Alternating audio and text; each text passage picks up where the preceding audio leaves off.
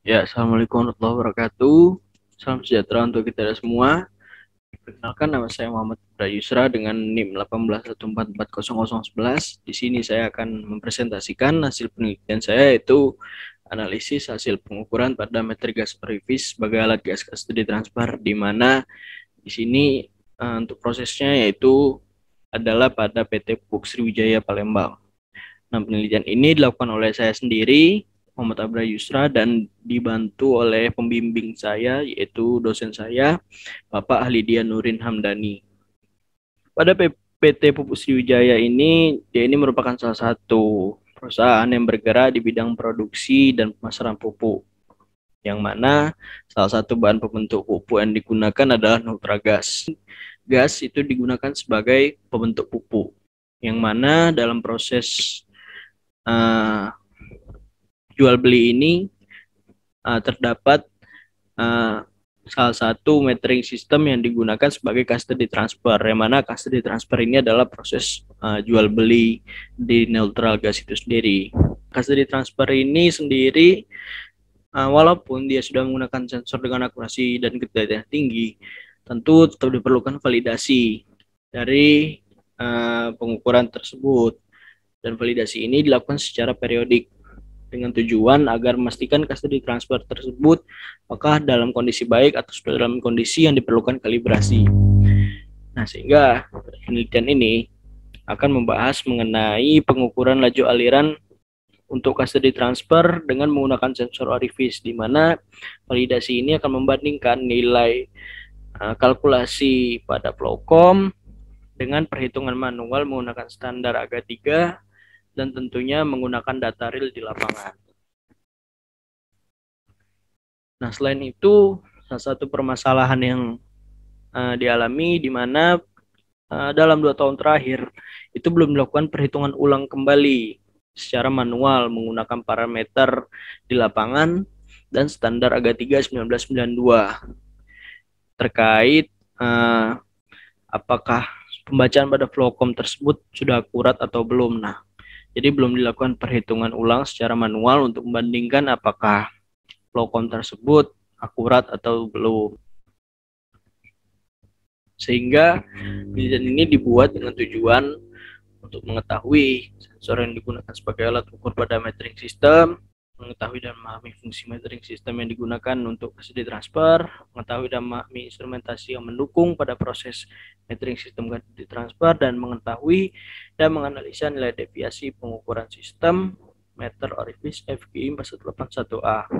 Jadi nanti kita akan menganalisa dan mengetahui juga nilai dari deviasi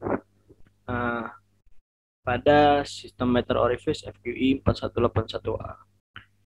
Nah, jadi apakah kinerja meter orifice FQI 4181A sebagai alat ukur gas custody transfer dapat terbilang baik? Nah, sebelum kita masuk, ada baiknya kita mengetahui dulu mengenai orifice, di mana orifice sendiri itu merupakan satu peralatan yang diletakkan dalam pipa dengan tujuan menghasilkan pressure drop atau beda tekanan. Nah, dari pressure drop inilah nantinya akan didapatkan nilai dari flow rate, custody transfer FG 4181A, di mana di sini neutral gas itu sebelumnya berasal dari scrubber filter. Kemudian dia akan dikontrol tekanannya oleh pressure valve hingga mencapai ke tekanan yang ditentukan, yaitu 206,4 PSIG. Nah, setelah itu tekanannya dikontrol, kemudian nanti barulah dia akan menuju ke downstream scrubber 6103F. Nah, di sini itu dia itu terjadi proses pemisahan antara fraksi cair dan fraksi gas. Nah, fraksi cairnya itu akan menuju bagian bottom dari downstream scrubber untuk kemudian dilakukan pembakaran karena tidak diperlukan kembali. Selanjutnya untuk fraksi gasnya, dia itu akan memasuki gas metering system untuk keperluan custody transfer. Nah, melewati ini barulah dia akan menuju ke ammonia plant. Nah, nanti nilai yang terbaca itulah yang akan dibayarkan oleh Pusri kepada pihak Pertagas. Nah, kemudian instrumentasi pada gas metering systemnya dapat dilihat di sini. Pertama, orifice meter FQI 4181A itu dengan spesifikasi yang dapat dilihat di sini. Kemudian ada pressure transmitter PT 4181A, spesifikasi sebagai berikut. Di sini dia menggunakan sensing yaitu diaphragm dengan output 4 sampai 20 mA dengan range 0 sampai 600 PSI dan manufakturnya yaitu dari Rosmont. Kemudian di sini ada spesifikasi dari temperatur transmitter TT4125A dan DP differential pressure transmitter atau flow transmitter 4181A. Selanjutnya adalah spesifikasi dari flow recorder dengan manufaktur Cameron dan spesifikasi dari flow komputer FQI 4181A yang mana di sini dia itu pressure base-nya 14,73, temperatur base-nya 60 derajat Fahrenheit. Nah, kita akan langsung saja masuk ke pembahasan utama mengenai perhitungan dari flow rate pada dengan menggunakan standar AGA 3. Nah, di sini terdapat data current report dari flow komputernya, yaitu ada data dari DR, atau DR sini adalah diameter internal dari pipa. Kemudian ada diameter D kecil R, itu adalah diameter orifice.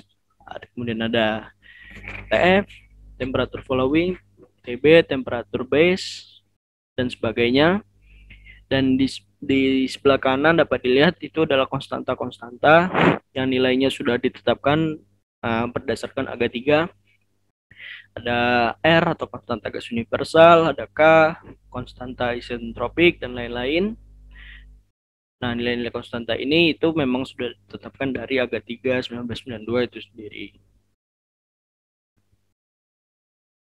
Nah, kemudian untuk perhitungan flow rate itu sendiri, atau perhitungan laju alir, yaitu menggunakan persamaan QB, itu dapat dilihat di sini 359,072 CDFT atau koefisien discharge fluent step dikali EV Y1, kemudian dikali D kuadrat dikali akar PF dikali HW per PB. Nah, nanti ini akan kita bahas apa-apa saja dan perhitungannya. Kemudian untuk perhitungan deviasinya yaitu nilai eksperimental dikurang nilai teoritis per nilai teoritis, atau QB atau nilai laju alir pada flow komputer dikurang QB AGA 3 per QB dari AGA 3 dikali 100%. Nah, mula-mula untuk perhitungan flow rate dengan manual dengan AGA 3, kita mencari nilai atau diameter dari beta rasio, yang mana ini didapat dari perbandingan antara diameter orifice bore dengan diameter internal pipa. Lihat di sini dengan nilai yang didapatkan sehingga beta rasionya didapatkanlah 0,57178. Setelah mendapatkan nilai beta rasio, selanjutnya kita mencari nilai dari EV atau velocity of approach factor atau faktor pendekatan velocitas. Dapatlah nilai EV sebagai berikut 1,058. Kemudian kita mencari nilai dari X1, yang mana nilai X1 ini nanti akan digunakan untuk mencari nilai Y1 atau faktor ekspansi. Dapatlah nilai X1 0,006045. Dan selanjutnya kita masukkan ke persamaan Y1 sehingga dapatlah nilai Y1 sebagai berikut 0,9979. Nah, selanjutnya kita mencari nilai dari densitas. Nah, nilai dari BM dan ZF ini itu kita dapat dari dari tabel di sebelah kanan, yaitu tabel gross heating value. Dan dari tabel tersebut kita dapat mengetahui nilai BM dan ZF. Di sini dapat diketahui BM dan ZF-nya sebagai berikut 18,6447 dan ZF 0,535755, sehingga dapatlah nilai densitasnya yaitu 11,73. Nah, setelah mengetahui nilai dari densitas, kita bisa mencari nilai dari V0. V0 merupakan kecepatan awal. Nah, kecepatan awal ini adalah kecepatan yang kita asumsikan nilai CD atau koefisien discharge-nya. Nah, di sini saya mengasumsikan 0,5919. Kemudian dengan nilai-nilai parameter yang lain yang sudah kita cari, kita masukkan ke persamaan, dapatlah nilai V0 53,39. Nah, selanjutnya kita mencari nilai dari RE atau Reynolds number, sehingga dapatlah nilai RE 170.692,747. Nah, kemudian kita mencari nilai koefisien of discharge untuk flame tap orifice meter atau CDFT. Nah, di sini kan tadi dapat kita lihat terdapat A. Untuk mencari di downstream ini kan terdapat nilai A, kemudian terdapat nilai B juga, kemudian terdapat C dan M1 dan M2. Nah, itu semua merupakan konstanta, sehingga kita harus cari terlebih dahulu. Nah, dengan menggunakan persamaan-persamaan yang ada di sini, dapatlah nilai masing-masing konstanta tersebut dengan B 0,12, kemudian M1-nya sama dengan 0, M2-nya sama dengan 3,56, kemudian nilai A sama dengan 0,1104, dan nilai C 1,856. Dari itu semua didapatlah nilai yaitu CIFT-nya nanti adalah 0,5954, dan untuk tap term-nya itu didapat minus 0,0003266. Nah, sehingga ketika dimasukkan ke persamaan untuk mencari koefisien discharge of flame tap, dapatlah koefisien discharge of flame tap itu 0,60. Nah, dari nilai CDFT tersebut dan nilai-nilai parameter lain yang sebelumnya sudah kita cari, ini dapat dirangkum di sini, sehingga ketika kita masukkan ke persamaan awal untuk mencari laju aliran, didapatkanlah nilai yaitu 2854115,834. Kemudian dikonversi dari feet kubik per hour menjadi mmSCFD, sehingga didapatkanlah nilainya yaitu 68,49878,001 mmSCFD atau milimeter standar kubik feet per day. Nah, hingga kemudian kita akan bandingkan antara hasil perhitungan deviasi pembacaan pada Flowcom dan AGA3 yang sudah kita cari, di mana untuk pembacaan pada Flowcom itu datanya adalah 68,4999, dan yang tadi kita dapat nilai QB atau laju aliran perhitungan manual itu 68,49878,001 sini, sehingga melalui persamaan error atau deviasi dapatkanlah itu error sebesar 0,0016%.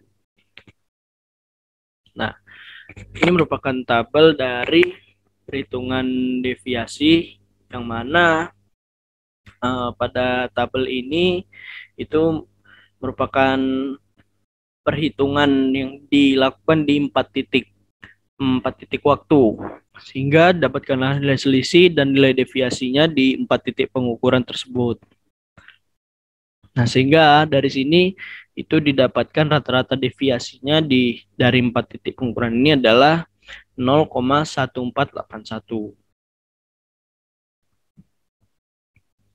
Nah, berdasarkan kedua belah pihak, yang mana nilai deviasi maksimum yang dapat toleransi itu sebesar 1%, sehingga disimpulkan bahwa metering system yang digunakan ini dalam kondisi yang baik dan layak digunakan. Selain itu, kalau kita mengacu pada ketetapan Direktorat Metrologi, di mana nilai permissible error atau deviasi maksimum untuk metering system itu sebesar 2%, dan ditinjau berdasarkan standar internasional oleh Organisation International de Metrology Legal, di mana untuk tipe pengukuran yang dilakukan pada saluran pipa dengan kuantitas lebih dari 2 liter atau 2 kg, dan termasuk pengukuran kelas 03, itu dia kesalahan diizinkan maksimal sebesar 0,3%. Sehingga metering sistemnya ini yang digunakan pada PT Pupuk Sriwijaya dengan rata-rata deviasi di 4 titik pengukuran tadi, yaitu 0,1481% dapat dikatakan sudah sesuai standar dan layak digunakan. Nah, sehingga dapat disimpulkan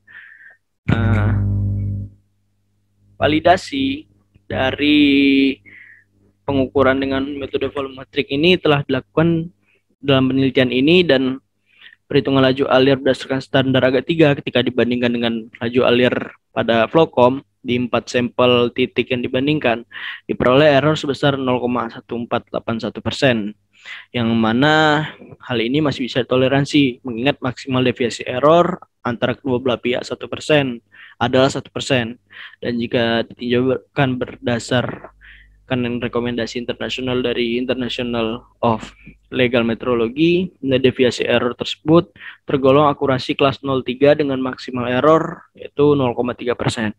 Hal ini berarti dapat dikatakan sensor orifice masih dalam keadaan baik dan well calibrated. Nah, mungkin itu yang dapat saya sampaikan, kurang lebih saya mohon maaf. Terima kasih. Wassalamualaikum warahmatullahi wabarakatuh.